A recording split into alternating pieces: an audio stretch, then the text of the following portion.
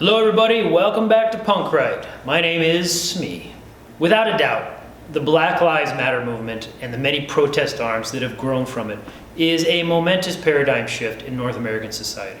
Or possibly even greater, as it seems that it's even crossed the Atlantic into Great Britain as they question some of their historical figures. And in France, they're having the same protest because some of these tenuous legal decisions that they've had in the past couple of weeks. And it may be that it grows into something even greater and truly momentous and long-standing for human rights if people and politicians have enough gall and energy to create something after this initial stage of dismantlement runs its course.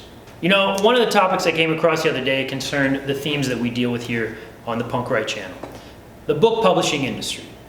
An initiative arose to have authors publish their advances that the industry leaders were handing out to various authors of different races, minorities, all across the board. Here it is on Twitter.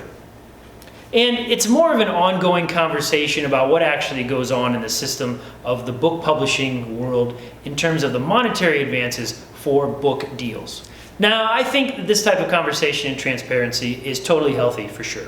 Ideally, a type of pay scale would exist that, would certainly be beneficial for newcomers like myself, or an equalizer, if you will, for authors who want to get into the standard publishing route. But I would also say that as an author, you kind of got to know what you're getting into. For this whole publishing system has been long established, and I don't think it's ever been neutral. This is the problem with entering a system that's been around basically forever. Let's face it, authors, like everybody, they want a piece of the pie. And when they get into the pudding and decide they don't like it, it's comfortable just to sit around and get a little bit stewed because the money can be good in traditional publishing. And there's nothing wrong with earning money for your work or, earning some sort of lucrative living as an author. A big advance would be fantastic. A movie deal? Lovely. But I think that it's a minority who actually get to do that. So I hope too that a little bit of integrity be had on the side of authors about the criticisms that are dished out about the publishing industry, just to make sure that they're keeping it real about what they're actually getting into.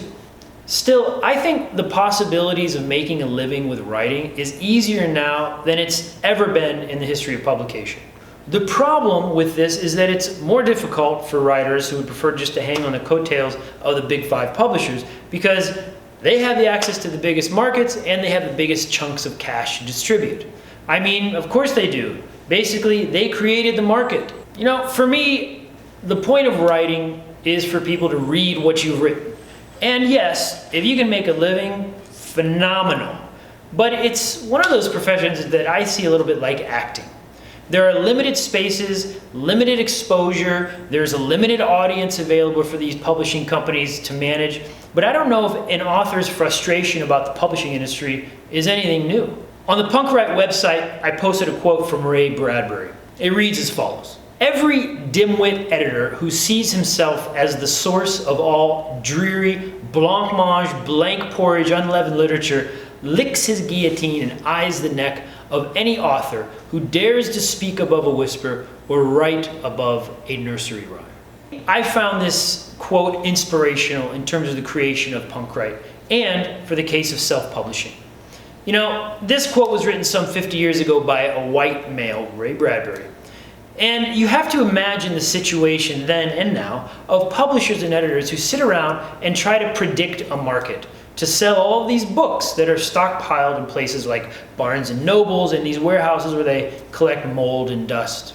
There is a fair amount of risk in terms of the audiences that they are fawning over and the demographics that they have to sell to. Although I fully understand that systemic problems do exist within all aspects of society, problems that may not favor minorities, I might also question the premise that the publishing industry has some sort of concerted effort that deliberately targets minority writers. I'm hesitant to think that there is some concerted racism or sexism that drives an executive's decision about advancements and payments in the publishing market.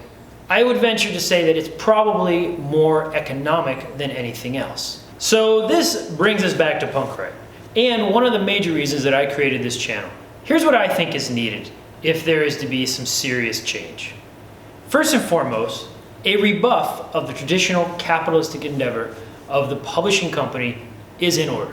In this, the individual is more so in control than ever before. With avenues like YouTube, with BookTube, with publishing on websites, you can make your path and do it. It's not dependent on any industry other than your own industry. It is a cottage industry that is in birth. I think you can sit around and point fingers and blame, or you can take control and take the power from the man and put it in your own hands. Number 2, an organization of independent authors so that they can find an audience and so that audiences can find them, so they can sell their books, is one way where you can organize to concentrate your power. By taking the many and creating a cooperative unit of authors, you would have greater power that would compete legitimately against the big 5 publishing.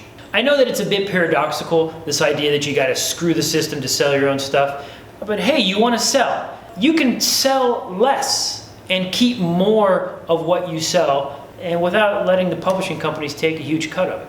My point with all this is that, yes, there is a systematic problem. Part of this is due to the fact that big business controls a lot of the money and they have a lot of power to make decisions. As I quote the famous punk band Fugazi, never mind what they're selling, it's what you're buying. You have the control as the consumer, but we also have control to entice consumers the right way that doesn't necessarily follow the big 5 publishing schema. Ian MacKaye created Discord Records because he didn't like anything that was going on and no one supported him in his punk music. Look what he did. Cathy Hughes, she's an African-American woman who created a media conglomerate called Urban One.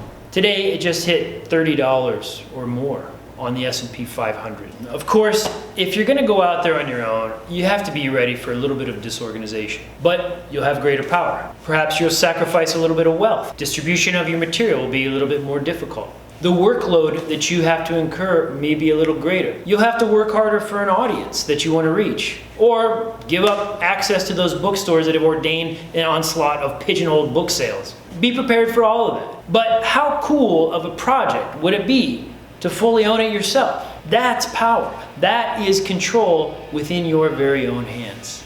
All of it's at our reach. It's free because of YouTube and the internet. Of course, that too might be sucked up by some corporate takeover someday, but until then, it's at our disposal.